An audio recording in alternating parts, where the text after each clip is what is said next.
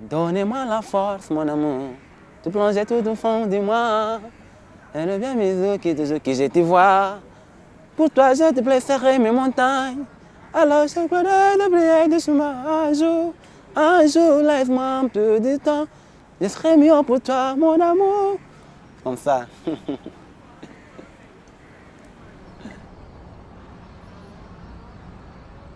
C'est vrai qu'on dit souvent que les Anglais ont gagné la bataille de la langue parce qu'on parle anglais partout dans le monde, mais pour moi, c'était la langue française qui m'a ouvert la porte au monde. C'est la langue française qui m'a fait connaître, faire connaissance des autres pays, des autres nationalités, et non l'anglais. La langue française, pour moi, représente un rêve d'éducation parce que j'ai commencé l'école à Madagascar en français, mais donc j'ai dû arrêter d'étudier en français. Et donc c'est quelque chose qui est resté toujours dans mon cœur de vouloir étudier en français. Donc quand j'ai eu mon fils, c'est là que je me suis dit, ben voilà, j'ai l'opportunité de le faire étudier en français. Avant, je n'avais pas de relation avec la langue française. J'étais plutôt intéressé pour l'anglais et le chinois à cause des cinémas et beaucoup de noms de magasins qu'on a sur la rue. J'étais intéressé pour l'anglais. Mais en 2011, quand je suis allé au CCFM, j'ai rencontré le français là-bas et c'était un peu bizarre parce que on est arrivé et on avait quelqu'un qui parlait français, que c'était des Françaises qui donnaient des formations. Mais on avait aussi des gens qui nous aidaient pour faire la traduction. Ils ont dit bonjour, il y avait quelqu'un qui dit bon dia. Et tout le monde début, à tout du départ, c'était un peu comme ça que j'ai appris et après j'ai commencé à aimer la langue française. Et aujourd'hui, j'aime plus la langue française et je comprends mieux le français que l'anglais. J'ai fait l'université en Union soviétique. J'ai partagé une chambre avec une fille congolaise. Et voilà, j'étais obligée d'améliorer mon français parce que je n'avais pas beaucoup des amis, beaucoup de copains qui parlaient ma langue. Et une fois qu'on cohabitait dans la même chambre, évidemment, on finit pour pratiquer. Le français est venu quand je suis parti faire mes études à l'université. Et c'est là où je suis tombé amoureux de cette langue. Ça a été un défi quand je suis parti au Congo pour habiter là-bas pendant 2 ans, faire mes études là-bas. Donc c'est à travers la langue française que j'ai fait l'appropriation de ma culture universitaire. Donc à partir de là, je peux dire effectivement que je suis devenu homme avec la langue française. Je peux dire que c'est un peu comme le Shangana, que quand je vous parlais quelque chose qui ça me vient dedans, il y a des mots qui me sortent en français.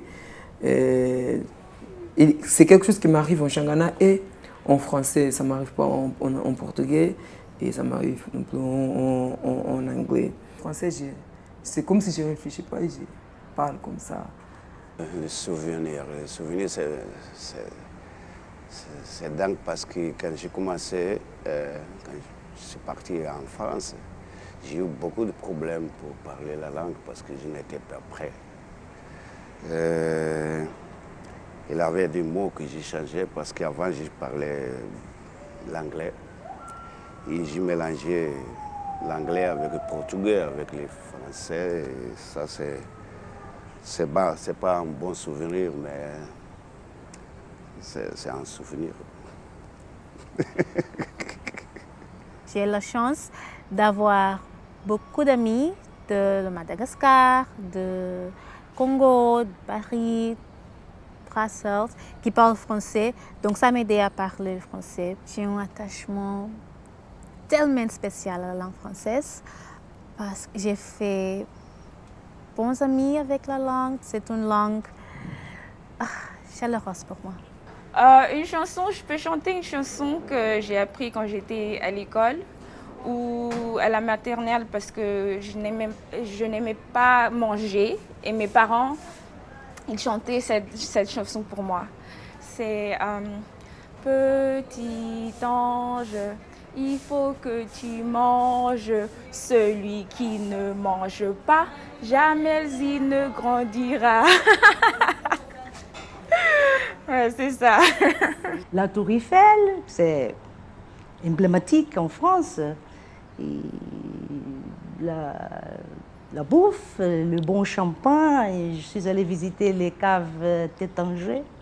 OK? Et voilà, c'est un peu tout ça. OK? Le Louvre, le Beaubourg. Et bon, j'ai vécu un peu et vraiment ça m'a fait énormément plaisir parce que une chose c'est de lire, d'entendre parler, une autre chose c'est vraiment d'être là et disguster un peu de que ce soit les beaux fromages, le foie gras, enfin, la culinaire française. J'adore. Je pense que ma première culture, c'était avec le français, le portugais et le français. Les écrivains français, tous les classiques de France sont Gustave Flaubert, Camus. Et je me rappelle quand je lis Françoise Sagan dans Bonjour Tristesse, j'étais aussi 17 ans et j'étais complètement fascinée par cette mode d'écrire. C'est avec la langue française que j'ai commencé à lire des livres très intéressants dans le domaine politique. Pendant les périodes coloniales, tous les livres qui venaient du Brésil, qui avaient des livres plus ouverts que les livres en portugais, étaient censurés par la police portugaise. Comme la police d'intelligence portugaise n'était tellement éduquée, avec une formation élevée, ne parlait pas le français. Alors la plupart des livres des écrivains comme Jean-Paul Sartre, Camus, Frantz Fanon pouvaient entrer à Mozambique et on pouvait lire ces livres. Dans la lune, pleine lune, nouvelle lune en croissant. Quand la lune devient rousse, sur la terre à des enfants. Qu'est-ce qu'elle peut voir dans les nuages sans se tranquer avec moi? Quand la lune devient rousse, sur la terre à des enfants. Ma relation avec la langue française est à cause de mon père, qui est rwandais et qui est venu au Mozambique. Et pour lui, il était important que je continue, enfin, que j'apprenne le français et que j'aie le français, ma sœur et moi. Alors on est les deux allés à l'école française à Maputo. Je sais que je vais devoir rester peut-être 18 ans dans l'école française pour pouvoir arriver à voir mon rêve se réaliser, de voir mon fils être un bachelier et de dire au revoir et de le voir partir un jour pour aller faire son université en France, en Belgique, au Canada, je ne sais pas. Donc voilà, maintenant, le français pour moi c'est très connecté à ce rêve de voir mon fils réussir ses études. L'idée quand j'aurai des enfants, c'est qu'ils puissent au moins faire la primaire à l'école française ici au Mozambique et qu'ils puissent avoir des notions de la langue française, parce qu'on ne sait jamais s'ils restent au Mozambique ou non, qu'ils puissent avoir au moins une relation avec le monde en dehors. Or, moi et mon mari, comme on étudie ensemble, on a décidé de faire la langue française à l'Institut de langue. Et après, on a eu nos enfants, après le mariage et tout. Et on a décidé de mettre nos filles à étudier à l'école française une fois que je travaillais à l'école française. À la maison, on parle toujours en français, sauf quand on est avec de la famille ou les nounous à la maison. Mais en principe, entre nous, on parle toujours en français. Je parle chinois avec mes parents. Je parle portugais avec mes copains mozambicains. Et je parle anglais quand je fais English Club et à l'école aussi. Et je parle français à l'école, car je apprends français. J'ai choisi l'école française parce que je voulais apprendre cette langue tellement merveilleuse et que mes parents aussi aiment cette langue. Parce que eux, ils disent que c'est très très intéressant et aussi super beau. Élégant comme Kingi Hasla, que je suis, de jumelles femelles comme mon choix. J'invite tous les deux à en faire plus pour me plaire. Faire plus pour me plaire. Je te repère, je prends mes repères. Je collecte comme la super, en faire plus pour me plaire. C'est la chanson de Fally Ipupa. Les parents vont te dire, bon, pour trouver des boulots, il te faut parler bien anglais, etc. au Mozambique. Mais la langue française, c'est une deuxième. Donc, à chaque fois que j'ai un entretien de boulot ou je parle avec quelqu'un, il trouve que c'est un truc génial parce que c'est pas normal de trouver une jeune qui parle français au Mozambique et qui n'a pas fait ses études dans la langue à l'université. Donc, je trouve ça spécial. J'ai un attachement spécial à la langue française parce que je crois que j'ai eu un bon professeur à l'école secondaire. Et c'est lui qui m'a motivé à apprendre le français. Quand j'apprenais le français avec lui, c'était la chose que j'aimais le plus dans toutes les matières. Et je participais à la francophonie à l'époque comme étudiant, je représentais mon école. Et après, j'ai fait les études dans un garage de quartier. Ensuite, j'ai fait des études à l'Institut de langue et à l'université aussi. Et j'ai créé un groupe qui s'appelle Idées au mouvement. La francophonie, pour moi, c'est un espace de culture en français, on peut dire. Pour moi, c'est la musique de l'Afrique francophone, autant que le Canada, la Belgique, la France. Voilà, mais c'est aussi la littérature, les arts, tout ce qui est espace francophone. La langue française, pour moi, c'est une réussite pour ma vie. Vous savez, avec une connaissance de langue approfondie, de plusieurs langues, comme vous avez plusieurs langues, vous avez plusieurs cultures, vous êtes ouvert au monde. C'est vrai que ici au Mozambique, c'est difficile. Parce que le Mozambique, c'est un pays lusophone. Et pour avoir cette connaissance des langues, il faut beaucoup d'efforts. C'est pourquoi je vous tiens à dire que le français, pour moi, ça veut dire réussite. Mon attachement à la langue française, c'est un attachement spécial parce que elle me permet d'aller vers l'autre. Oui, déplacer physiquement, mais aussi un déplacement au niveau culturel, quoi. De pouvoir comprendre les nuances, pouvoir comprendre ce qui nous attache en tant qu'être humain. C'est là où je dis y aller vers l'autre. Ça me permet de voyager dans ces sens. Pour moi, la langue française, c'est la langue de l'amour.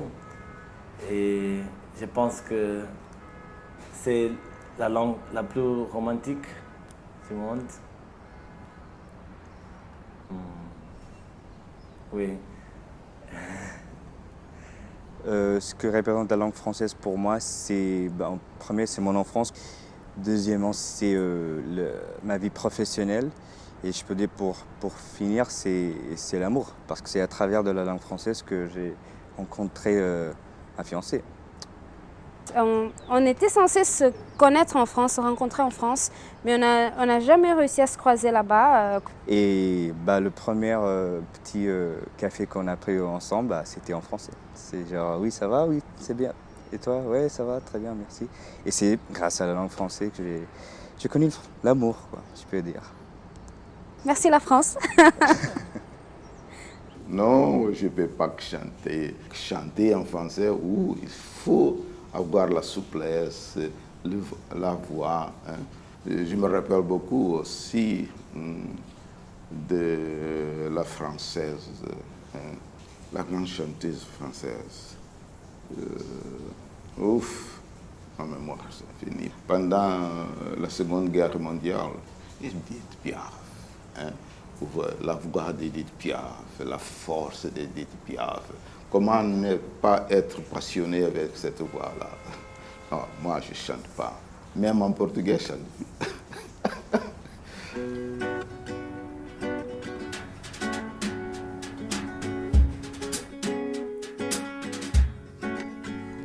Il voulait quitter la routine, celle de son père qui étiole les rêves au large des paupières, enfourcher son vélo, repartir à zéro, petit Gaune de Lyon aux oripeaux d'évasion, partir.